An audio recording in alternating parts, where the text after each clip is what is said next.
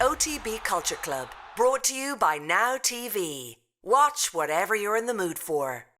Right, you're very welcome along to episode 1 of the OTB Culture Club. We're here with thanks to Now TV. Watch whatever you're in the mood for on Now TV. And as you can see, Andy Lee has joined us. Andy, first off, how are you? How's it going?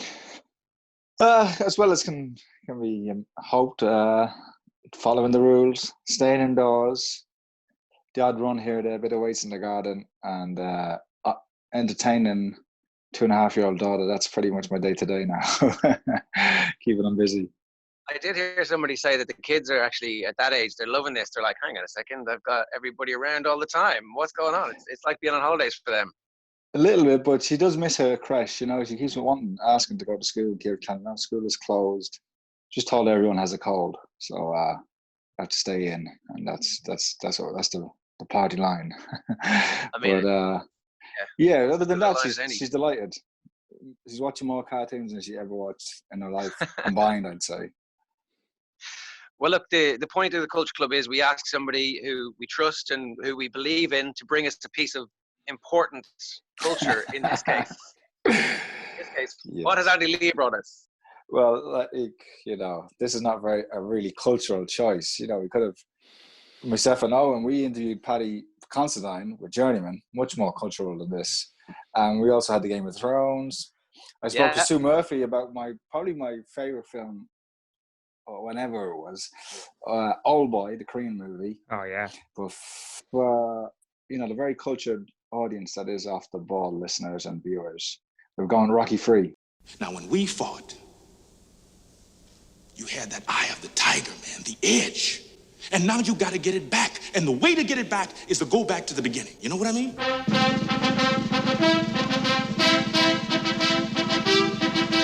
United Artists and Chartoff Winkler proudly present. What is it about Rocky III that you think is deserving of a place in the OTB Culture Club, in the Andy Lee Hall of Fame? What is it? No, the remit was from Tommy Rooney. Something that you watched that, meant something to you. And listen, I haven't watched this film in years. I probably wouldn't watch it now if it was on TV. But growing up as a young aspiring boxer, I'm not sure what came first, Rocky or the boxing, Rocky was certainly around growing up. But it was just like, I lived it every day, And Rocky III I watched some more, but Rocky III was certainly my favorite. Why? Because it's got everything. It's got, he was a champ. The start of it is the end of Rocky II, where he wins the title. And you have that great music playing, and it's, you're getting chills and tingles, and you're real pumped. And then you see him going into a champ. It's got wrestling. It's got Hulk Hogan, which I was a big wrestling fan as a kid. Thunderlips. It's got Mr. T, Mr. T from the A-Team in it.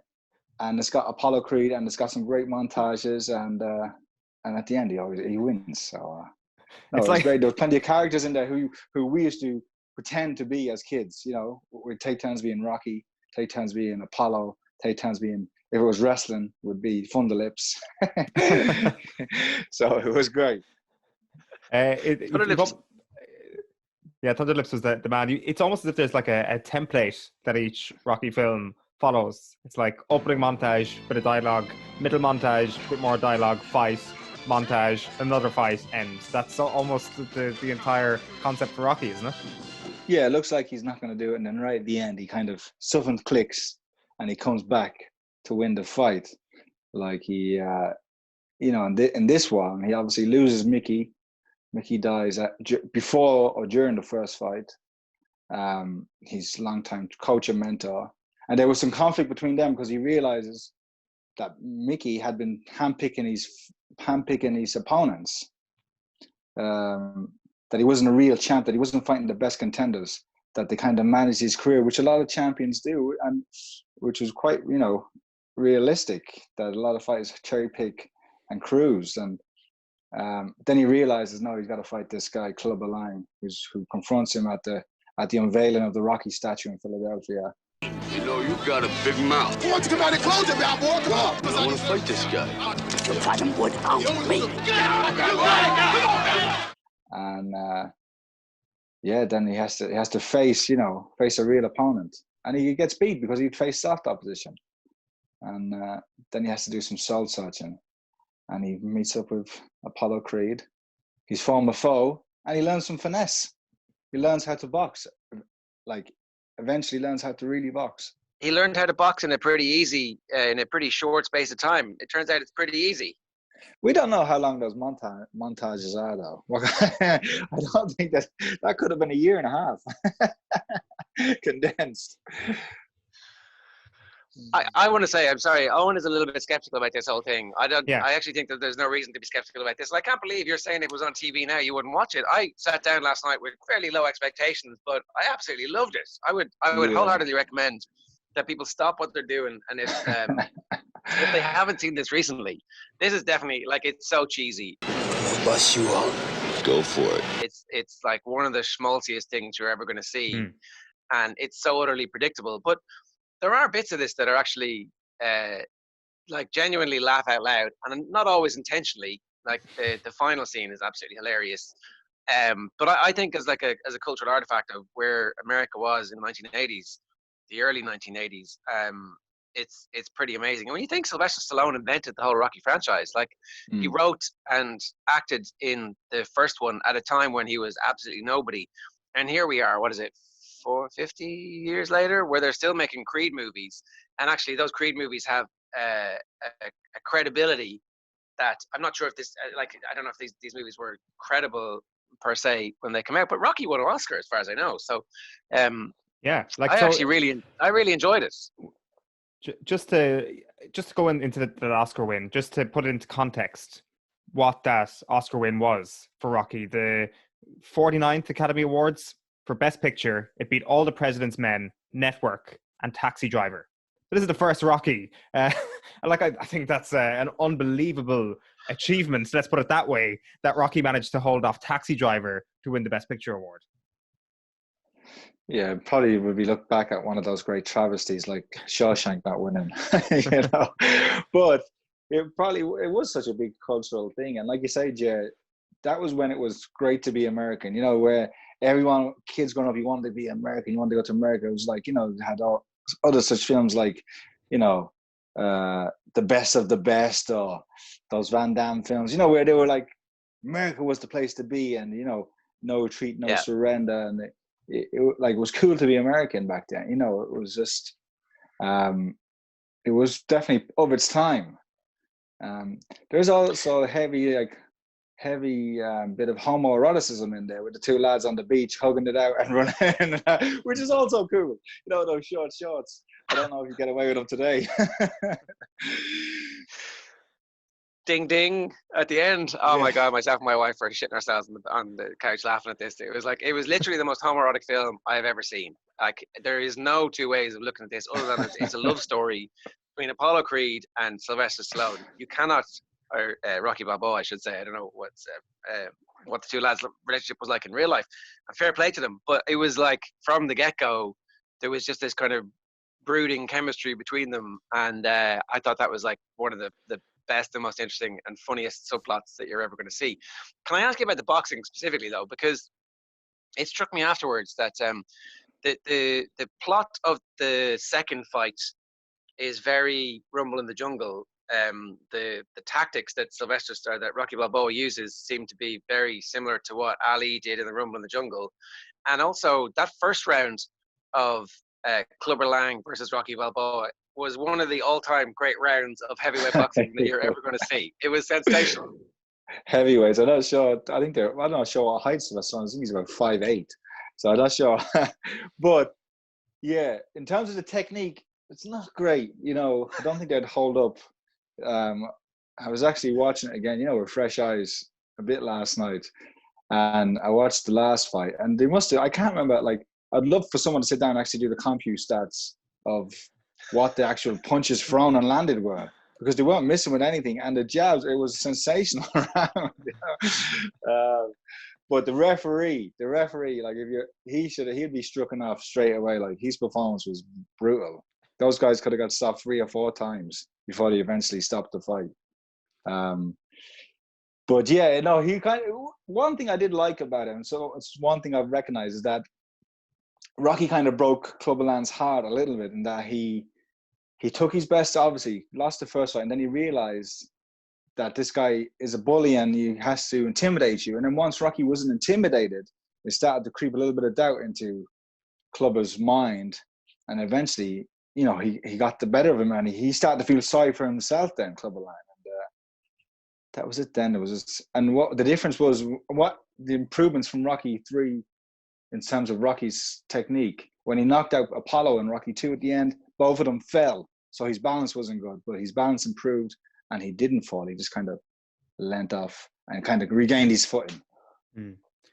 There's something about almost a caricature about Clubber Lang, isn't there, in Rocky 3, that it's just so ridiculous, all the lines that he utters, all the things that he does. It is just painting a villainous picture of him. There's no redeeming quality whatsoever. There's no sort of 3D Clubber Lang picture that I certainly get from it. It's just, here is the bad guy, and everything he's going to say is something that a bad guy should say.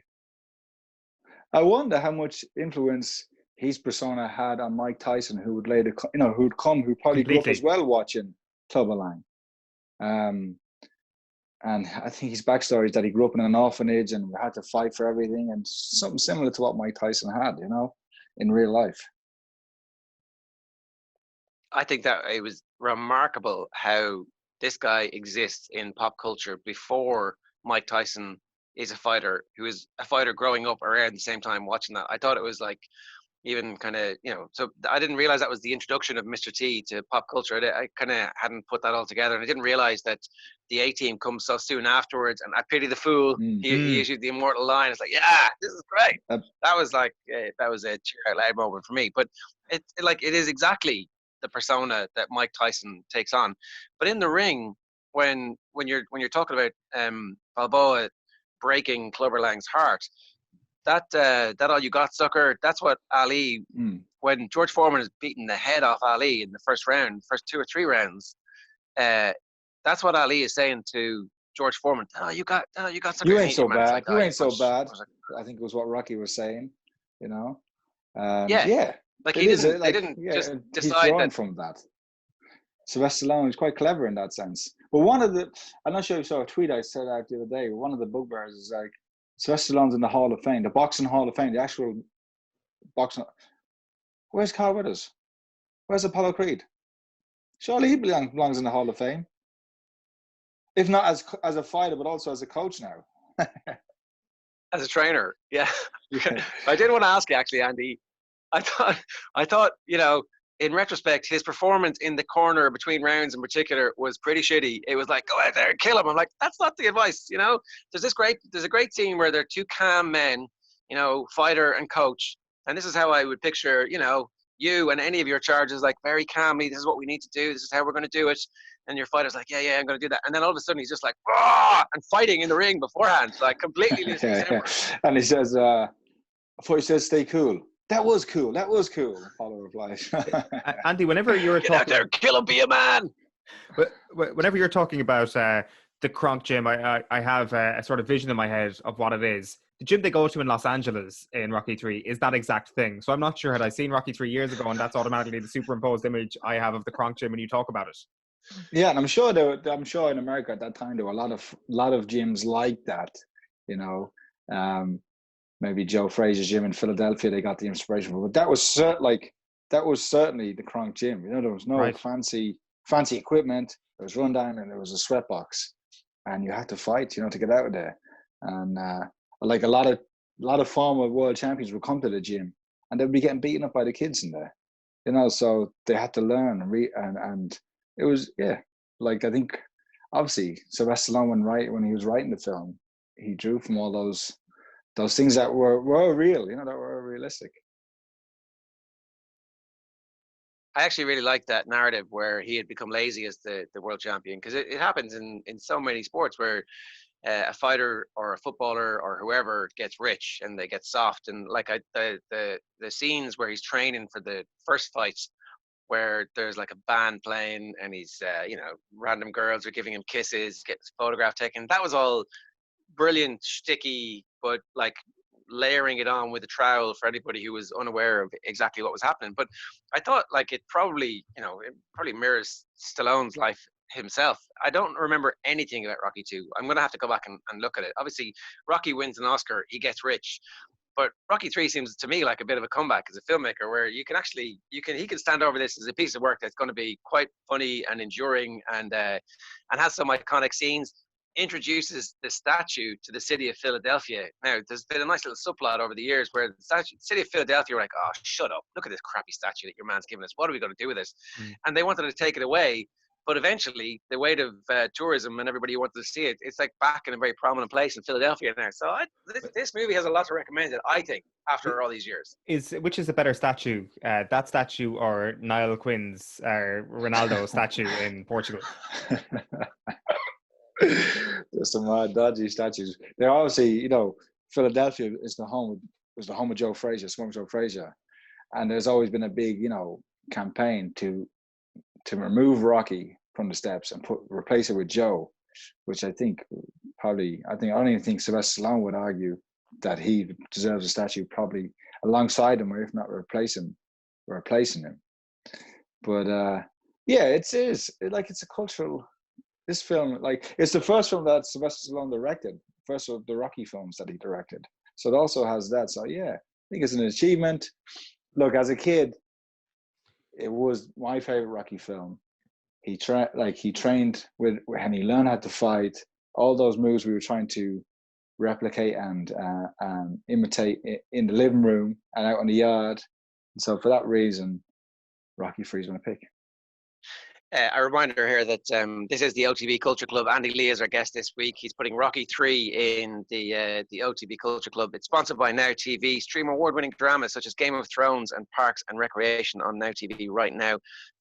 Andy, in terms of what you think makes the movie so good, what is the secret of this movie? If you were trying to explain to somebody, and you did a 30-second elevator pitch about why they should sit down and watch this, what would you say to them? Well, I think Owen touched on it. It's overcoming fear. There's a lot of themes in it, isn't he? It's this one is slightly different because he was already the champ. He didn't come from nothing, but he had to rebuild himself from a humiliating defeat, losing his coach, realizing that he's not actually a bona fide champ, that opponents were cherry picked, and he's lost his hunger and he has to go find himself again. And he rediscovers that with Apollo, his former opponent. And then he goes and beats the guy who beat him. And the soundtrack alone, that deserves an Oscar. Never mind the film. The soundtrack alone could be part of the Culture Club, because that's where Die the Tiger first appeared. And I think if you need any type of more, if you watch that before you go for a run or before you do the gym session, you'll be well motivated. Yeah, and I think as well the overall score by Bill Conti as well is fantastic. I kind of wanted to hate this. I'm not going to lie, Andy. I've always had a very skeptical eye over Rocky, but Rocky 3 does bring you in for the rematch of Clubber Lang, and for that final fight between Apollo Creed and Rocky Balboa, and fight obviously in inverted commas. And I think I think Apollo turns to Rocky at the end and he says, "It's too bad we've got to get old." There's almost a tear coming from my eye at that point. I think that final 25 minutes is actually pretty good, and I think the soundtrack, and Conti's soundtrack for the rematch, is actually phenomenal. I think that's the one part of the film where you're like, that's actually phenomenal. That's really, really good. Listen, we could have sat here and talked about obscure foreign film or whatever it might be, but we're here talking about Rocky 3, and I think it deserves to be the first film in the Off the Ball Culture Club. Well, I'm not going to disagree with you for actually inducting it, Andy. I'm not going to actually tell you that it's the wrong thing to actually. You get a revolving table, once you fill up with other guests, Rocky will be tossed. It's okay. So I just want to out you here. Hang on a second before you, because you before we were coming on here, you were like, Stallone is rubbish. He's not a good actor. This is terrible. That's Yeah. actually what you were saying this time yesterday. So I don't know if something's changed now that Andy's here. You know, a former champion of the world. Stand and he's over your intimidating you. convictions. Okay, let's do it. Yeah, you Let's need do to it, channel okay. your inner Sylvester Stallone, Rocky Balboa here, and stand up to him. Like, I mean, I will say that your cough gets softened a little bit when you are listening to Andy talk about culture. But here's my take. I actually think Sylvester Stallone is not a good actor. I think that there's an unbelievable level of cheese that goes with every single thing he says as Rocky Balboa. Some people may say that there's almost a charm to that. I mean, maybe not all athletes should be the most charismatic people ever. Maybe he's got that nailed. I disagree with that personally. I think we've already used the term unintentionally funny in this. Like, The Room is unintentionally funny. That's why it is famous. There is no unintentionally funny film that can be good because it is unintentionally funny. It is the crappiness of it that makes it unintentionally funny. Like Thunder Lips and what is it? What's the line that I've got written down here? The ultimate male versus the ultimate meatball is one of Thunder Lips' lines. Like picking Rocky up, throwing him out of the ring. That's intentionally funny. Is it? I don't I've know. had situations like intend that that to where, be funny. I know. I tell you what's one of the worst feelings in the world, where you turn up for something that you're not prepared for. You think it's like, for charity, or it's something like, good. You're doing that out of goodwill, and whoever you're against, whether it be like a road race I done one time. I turned up, like, I did a road race one time. I thought it was just like a charity run, and these people were actually like ready to blaze to like. They took off like as soon as they said go. Like, there's nothing worse. Like, I often, like, the other day I did a charity thing in the stadium where I boxed how many rounds, 1 minute rounds. Whoever paid 20 quid could box a round to raise money for charity. And the guys were like, I hadn't been in the ring since I retired. These guys turned up ready to kill me. And I had to pull myself together. That's what happened with Rocky and Thunder Lips. It was so like, Owen, don't knock it till you've been in the situation. Okay, Your man was nearly 400 pounds. He was twice his weight. Yeah, like he was, and I mean, he still manages to pick him up and throw him out of the ring. It's remarkable. Like, there's also like a little bit of inconsistency with Mickey throughout this. How many great champions now are going into wrestling? Tyson Fury recently did it. Mayweather did it. Muhammad Ali did it. Ahead of his time. I can't really disagree with you there, Andy. You certainly kind of that flies right in the face of my argument. But like, just on Mickey, there's like a severe lack of faith in Rocky throughout this. Like, you say at the start here that Rocky kind of comes to this realization that actually he's been fighting tomato cans all this time, and actually, has he really, or has the coach actually just been like a bit of a dick to him, really, by saying that to him? Does he actually have full faith in him, and then to allow him to go through a camp? Now, granted, this was all going to be down to Balboa, but to allow him to go through a ridiculous camp before coming out in front of the camera before the fight and says, my fighter's never been in better shape, he is the best, and he's going to win. I think that's a bit of a conflict. I think Mickey comes across really badly in Rocky 3. Also, why did nobody get him to the hospital before he died? He's just lying there in the dressing room while the fight is happening. Nobody gets him to the hospital. So there's a lot of things wrong with this, but then they just drive back in with the twee final scenes and you're almost crying. You're like, okay, this is a 6.5. Yeah, I think. Listen, I forget. I was trying to think what I was going to say during your argument there. But a lot of coaches do that. A lot of coaches know their fighter. That's a part of a coach's job, to know your fighter, who he can be, who he can't be, and to protect him. The fighter's got to think he's invincible, but the coach needs to know that he's not. And so he had to pick him. And then eventually he comes to realize that he tells them straight. Look, we had to take it easy. You're not fighting this cub of lamb. We had to protect you, look after you. I think Mickey really cared for Rocky. He didn't want to see him getting another beating like he took against Apollo. And he knew it's a short career. Let's make money. Mickey's been waiting all his life to get a heavyweight champ. He's not going to serve him up to some club of lang coming from nowhere. Why should he? Protect the asset. Keep him safe.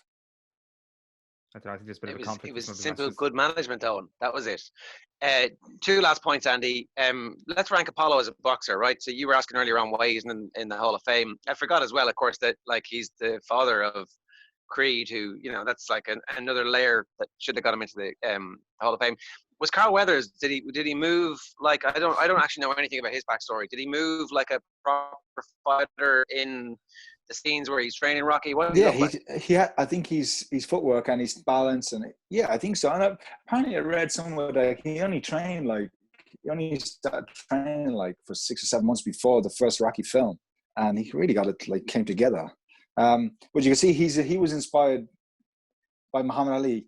I think Muhammad Ali got the story of Rocky, got the inspiration from a guy called Judge Travallo, who was a heavyweight contender who was never knocked down, never stopped, but wasn't really a great fighter. And he just wanted to go the distance with Ali, and he did. And that's where Sylvester Stallone got the inspiration from. And he can see that he was totally modeled on Ali, and in that shape, he did actually move and like he really did glide around the ring. Now, whether he could do it for 12 rounds in a real fight, who knows? But for coordinated kind of choreographed sequences, he looked good. His ability to run slowly to allow Sylvester Stallone to beat him in that race on the beach and still look like he was going hard was like a thing of beauty. When they're on the beach, Rocky used to run like with his fists closed, and then Apollo used to run with his hands open. And so as a kid, I would always run my hands open because I thought it made you faster. I mean, it's science. I think it does. And then, so where would these fighters rate in real life? You know, so we have. In real life, who knows? So Rocky Balboa is a 2-time champion at this stage, who had 10 successful defenses, who beat the Mike Tyson guy in his rematch. Like, that's an all-time great heavyweight career, right? Goes on to beat the Russian. Does he lose to Tommy Morrison? Tommy Gunn? I think he might in the street fight as he trains Tommy Gunn in Rocky V. They have a street fight and he beats him in the street fight. Well, it's pretty much Hall of Fame career, I guess. But Apollo does deserve to be there too, in my eyes. Right, that's fair enough. Even though he, where so do they rate in the fictional boxers? Yeah. Ooh. It's hard now, isn't it? Like, well, yeah. Like, most of the fictional boxers are based on real people. Yeah, I know. Yeah, but I would say it's just that, like Owen was saying, it's just the comeback. It's like the hero's journey in the sense that you come from nothing, you go on, you overcome adversity, and you succeed. Yeah, then that's exactly what the city of Philadelphia is about. You mentioned a genuine artistic boxing movie at the get-go here, and it is something that we've spoken about on the show before, but just to remind everybody, if everybody was too excited earlier on, what film are you talking about? If I was to recommend a boxing film now, it would be Journeyman by Paddy Considine. He wrote, directed and acted in it, and it's a real cultural film, and but we covered it already, me and Owen, so we're not gonna I'm not gonna pick. I have to show there's more to me. I have to be three-dimensional as well. No, it's really it's not really. You got so many of the small details, right? We talked about the details Sylvester Stallone had, but in terms of the small details, it's as close as I've seen, and it's actually quite a tragic film. And this guy who ends up getting a brain injury in a fight and has to deal with the fallout from that. Yeah, it's pretty grim, isn't it? But you tell the story about actually watching it on a flight one time, and at the end of the flight, you'd made a fairly significant career decision. That was another guy. I ended up watching it right as I retired. The film was coming out, and once I was in tears watching this film. I watched it in the Lighthouse in Stoneybatter, and I was in tears. And I remember thinking, like, I'm glad I'm retired. I really just really just nailed it and nailed it home for me. The film nailed it, and it just really drove it home for me that I'm out of this game, and I'm glad I am. Andy, this is the OTB Culture Club. Do you have a piece of music at the moment that you're listening to, that you're turning to in times of crisis, or an album? I listened to a bit of John Prine since I heard he was ill with COVID-19. He's got a great song called Christmas in Prison, and this is kind of what we're doing here every day, locked up in the house. That's what I face. But if I was to suggest an album, it would be Ignore the Ignorant by the Cribs. Great shout. Yeah, that's one I want to listen to all the time. I think we've had this conversation before. You've met them before, or at least. I met them. Yeah, and when they played in Dublin, they played Whelan's a good few years ago now. actually trained one of the lads, Gary. He's a big boxing fan. That's how we got in touch. And he lives in Portland, Oregon. He came to the Tyson Fury camp while we were there and got to watch the training and stuff. So yeah, we're good buddies now, which is still a bit surreal for me to think I can talk to these guys after following them for years and listening to them for years. I'd say they're thinking exactly the same thing about you, though, Andy. That's how that works. That's the enduring power of the fight game is the thing that I'm taking away from Rocky. Like you think about this boxing movie that beat all those other amazing films in the Oscars, and it's still going as a franchise now, and people are still happy to talk about it. And I think to sit on their couch, but there is an amazing enduring power for good cinema and bad cinema, wherever you think this falls on that scale for boxing. And I think the enduring power of boxing is something to do with that whole fact that they tend to be underdog stories and they have great characters. I don't know if you have any sense of why we're still watching boxing movies, 100 years after they started being made, Andy. Yeah, it's hard to see where they can go if there are any more stories left to be told in the boxing genre. But certainly the Paddy Considine film was a new type of boxing film in terms of the trauma and the recovery from that, the fallout and the recovery. But in terms of the Rocky films, they're easy to get behind, they're easy to root behind. And yeah, I think that's why we still watch boxing and watch boxing movies, because every kind of aspect of life is there, that you're facing your fears, you're overcoming them. And if you're lucky enough to win, it makes for a great film. Yeah, absolutely. Like it's just on a final point, Jared, for me. Sorry, it's so true. No matter what you're talking about, no matter what piece of culture you're talking about, whether it's an autobiography or a classic match or a classic sporting event or a film, it tends to be that boxing is the sport that is conducive to the highest quality product in the end. I think it's for the reason that you just outlined there, Andy. And you have to, yeah. I think so. Whether it be books now, my own book, which is not too bad, or films, which is in the works. I have it on that bookshelf there. Pretty good. Might pick it out again this week. Yeah, I'm looking at your bookshelf, Jay. I don't see the fight around there.